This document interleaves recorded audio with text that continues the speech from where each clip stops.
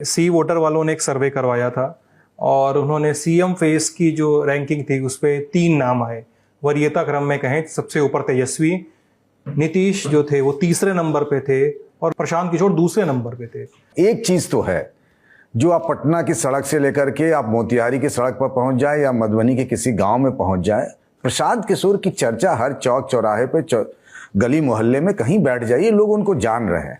जो शुरुआत में उनके बारे में कहा जाता है कि टिकेंगे नहीं, चले जाएंगे, तो जो चंपारण की भितिहरवा से उन्होंने अपनी शुरुआत की, अब लगातार 3 साल तक खुद ही कहते हैं कि 5000 गांवों में हमने पदयात्रा की है, लगातार डटे हुए। एक तीसरी ताकत बनते हुए दिख रहे हैं, नजर आ रहे हैं चर्चा के आधार पर।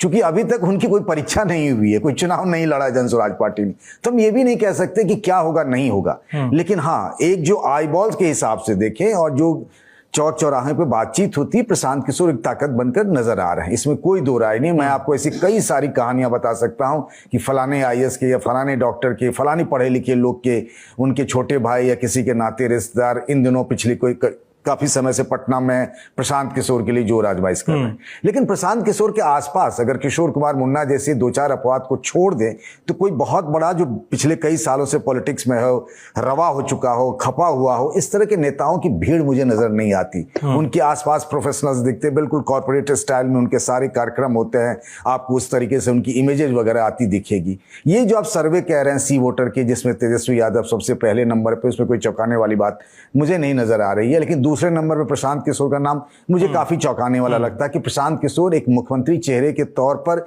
दूसरे नंबर पर दिखाया जा रहा है। बीजेपी के नेताओं की अगर हम खास तौर से बात करें तो उनको लगता है कि सबसे ज्यादा प्रशांत किशोर के होने से डेंट अगर किसी को है तो वो बीजेपी को लगता है, बीजेपी को लगना है। एजेंडा वो जरूर सेट कर रहे हैं। किसको पता था सम्राट चौधरी के बारे में, अशोक चौधरी के बारे में, मंगल पांडे के बारे में, दिलीप जायसवाल के बारे में, संजय जायसवाल के बारे में। ये काम तो आरजेडी और कांग्रेस का भी होना चाहिए था, लेकिन उधर से तो कोई ऐसी बात ही नहीं आई। ये सारे मुद्दे जितने भी हैं, पलायन से लेकर जिस मजबूती से हाल फिलहाल के दिनों में प्रशांत ने उठाया है, वो तो उनकी पार्टी और उनके नाम की चर्चा तो है।